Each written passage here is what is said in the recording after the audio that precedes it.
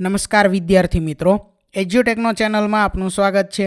આજે આપણે ધોરણ 7 વિષય ગુજરાતીની સ્વ અધ્યયન પોથીમાં પ્રકરણ નંબર 12 સરહદની સફરે તેના તમામ પ્રશ્નોના જવાબની સમજ મેળવીશું. તો પ્રકરણ 12માં સૌથી પહેલાં છે પ્રશ્ન નંબર 1, જેની સૂચના છે તમારા વિસ્તારમાં બોલાતા શબ્દો અને તેના માન્ય અર્થ મેળવીને લખો. જેમ કે અહીં એક ઉદાહરણ આપેલું છે, હેડો તો ચાલો, તો આ રીતે લખવાનું છે.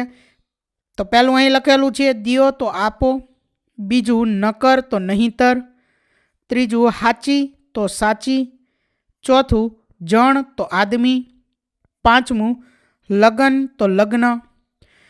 વિદ્યાર્થી મિત્રો, અહીં તમે તમારા મુજબ પણ તમારા વિસ્તારમાં બોલાતા જે શબ્દો છે તે શબ્દો અને તેના અર્થ જે છે તે લખી શકો છો. બરોબર. આગળ જોઈએ ત્યાર પછી પ્રશ્ન નંબર 2, જેની સૂચના છે આપેલ શબ્દ અને તેના માન્ય અર્થના આધારે વાક્ય બનાવો. એટલે કે અહીં જે આપણે શબ્દો અને એના અર્થ લખેલા છે તે બંનેનો ઉપયોગ થઈ જાય તેવું વાક્ય અહીં લખવાનું છે. બરોબર. ઉદાહરણ એક અહીં આપેલું છે, ઈ વાત સાચી, હેડો તારે. આ રીતે.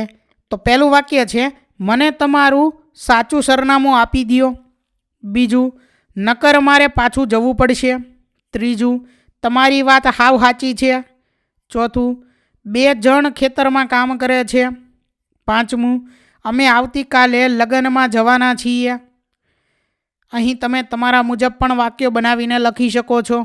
આગળ જોઈએ ત્યાર પછી પ્રશ્ન નંબર 3, જેની સૂચના છે કોણ બોલે છે તે પાઠના આધારે લખો. જેમાં પહેલું છે, અલ્યા ભાઈ આ પંજીકરણ એટલે શું? એ જ તો પંચાયત છે. તો આ શરણજી બોલે છે. બરોબર, અહીંયા શરણજી છે. બીજું, સુરતથી આવી છું, મારી સાથે બીજા 5 જણ છે. તો આ વાક્ય ચંદ્રિકાબેન બોલે છે. ત્રીજું, આપણે ગુજરાતીમાં વાતો કરતા કરતા બઢે ફરીએ. તો આ વાક્ય ડૉક્ટર નીરવ બોલે છે. ચોથું, પણ ગુજરાતના ગરબા તો રજૂ ન થયા. આ વાક્ય ભાઈલાલભાઈ બોલે છે. પાંચમું, અસાંજો કચ્છ પાટણથી નજીક હો, રાધનપુરથી આડેસર કતે દૂર હે. આ વાક્ય હસમુખભાઈ બોલે છે. ત્યાર પછી છઠ્ઠું, હા બરાબર, જાતરામાં આગળ બીજું શું જોવાનું આવશે? તો આ વાક્ય ધરતીબેન બોલે છે. આગળ જોઈએ ત્યાર પછી પ્રશ્ન નંબર 4, જેની સૂચના છે નીચેના વાક્યોને યોગ્ય ઘટનાક્રમમાં ગોઠવીને ફરીથી લખો. તો અહીં જે વાક્યો આપેલા છે તે વાક્યોને આપણે ઘટનાક્રમમાં પહેલાં ગોઠવાના છે અને ત્યાર પછી અહીં નીચે ફરીથી લખવાના છે. તો એમાં પહેલું વાક્ય આવશે, પૂર્વાત્તર રાજ્યમાં શરણજી પહોંચ્યા. ત્યાર પછી બીજું વાક્ય, પંજીકરણ એટલે શું? ત્રીજા નંબરે આવશે, આ યાત્રાનું નામ છે તવાંગ યાત્રા. ચોથા નંબરે આવશે, તવાંગ શહેરમાં હોવાના કારણે તવાંગ તીર્થયાત્રા કહે છે. ત્યાર પછી 5મા નંબરે આવશે, તવાંગ યાત્રાનો હેતુ લોકોમાં વિશેષ આત્મીયતા પૂરી પાડી ભારત સાથે જોડવાનો છે. છઠ્ઠું, વતનથી દૂર દૂર મળેલા આ લોકો માત્ર 2 કલાકમાં જ જૂની ઓળખાણ હોય તેમ બની ગયા. આ 6 વાક્ય અહીં ક્રમમાં લખવાના છે નીચે. બરોબર.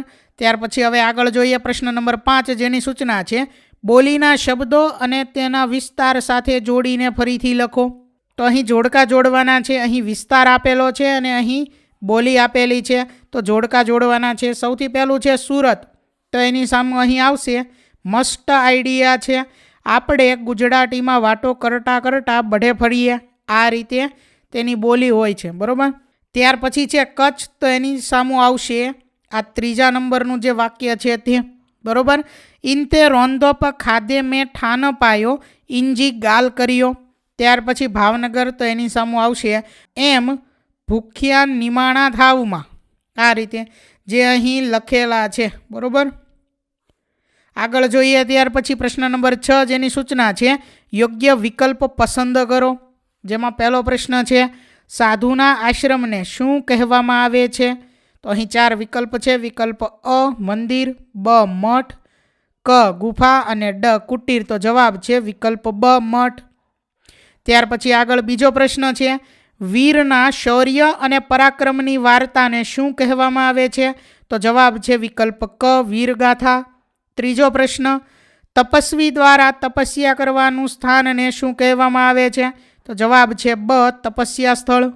ત્યાર પછી આગળ પ્રશ્ન નંબર 7 જેની સૂચના છે, નીચેના વાક્યોમાં લીટી કરેલા પદના સ્થાને કૌંસમાંથી તેના જેવા અર્થવાળા શબ્દ પ્રયોજી વાક્ય ફરીથી લખો. અહીં પહેલું છે, जिसका पंजीकरण नहीं हुआ है એ લોગ મુझे મિલે.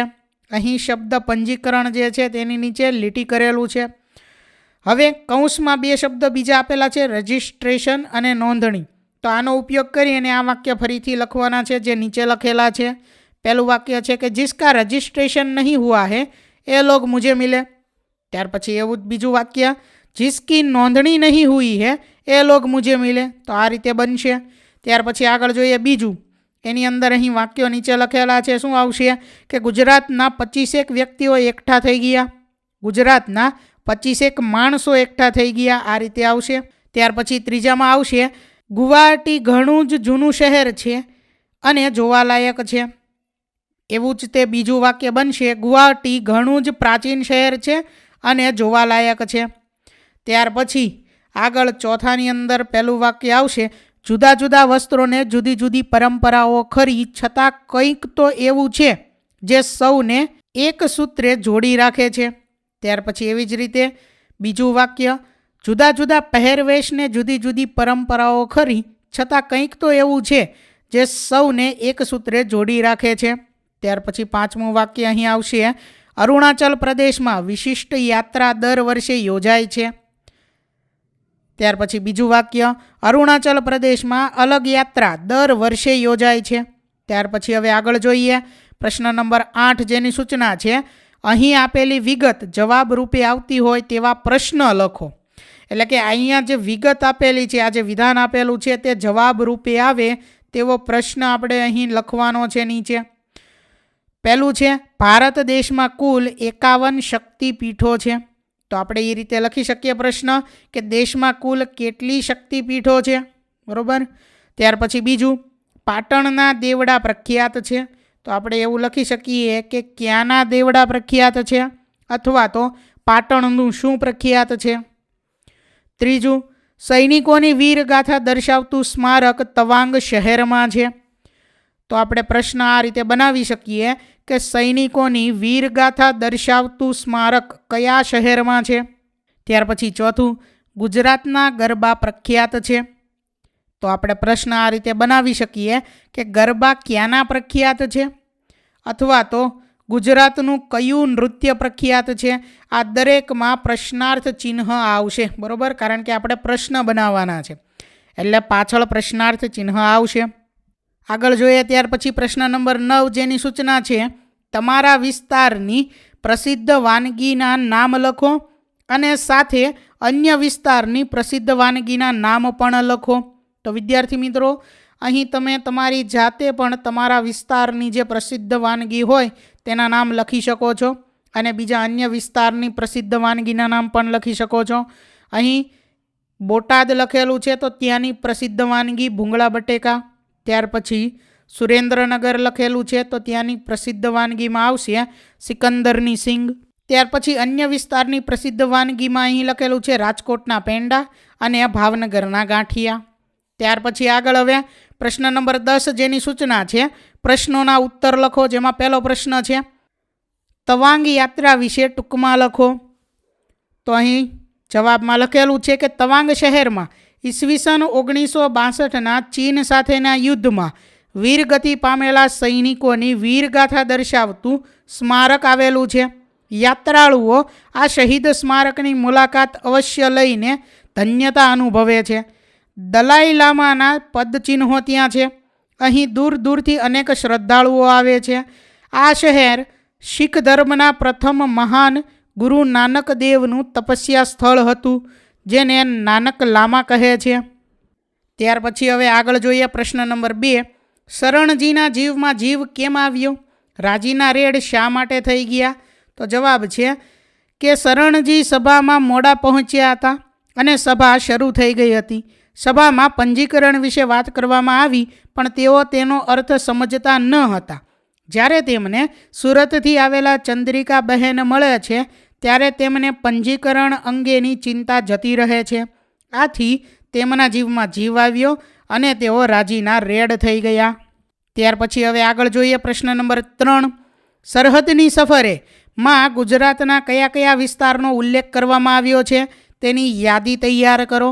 તો સરહદની સફરે પાઠમાં ગુજરાતના પાટણ, ભાવનગર, સુરત, સુરેન્દ્રનગર, જૂનાગઢ, કચ્છ, વડોદરા, ખંભાત, અમદાવાદ વગેરે વિસ્તારોનો ઉલ્લેખ કરવામાં આવ્યો છે.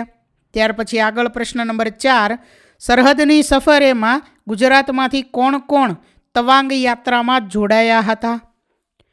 તો પાટણથી શરણભાઈ, સુરતથી ચંદ્રિકાબેન, બાબુભાઈ, ડૉક્ટર નીરવ વગેરે, ભાવનગરથી જયદીપ અને ધરતીબેન, મોરબીથી ડૉક્ટર જયંતિભાઈ, સુરેન્દ્રનગરથી ભાઈલાલભાઈ, જૂનાગઢથી ભરતભાઈ, કચ્છથી હસમુખભાઈ, અમદાવાદના કલ્પેશભાઈ, વડોદરાથી મયુરીબહેન અને અમિતાબહેન તવાંગ યાત્રામાં જોડાયા હતા.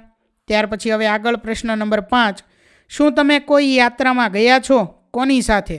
તો વિદ્યાર્થી મિત્રો, પ્રશ્ન નંબર 5 જે છે તેનો જવાબ તમારે તમારી જાતે લખવાનો છે.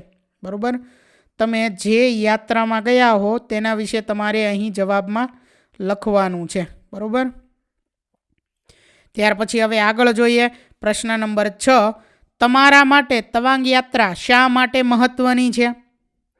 તો જવાબમાં તમે અહીં લખી શકો કે તવાંગ યાત્રામાં કેટલાક ઐતિહાસિક સ્થળો જેવા કે 1962 ચીન સાથેના યુદ્ધમાં જશવંતસિંહ નામના એક સૈનિકે ચીનની સેનાને 72 કલાક એકલા હાથે રોકી હતી તેનું સ્મૃતિ મંદિર આવેલું છે.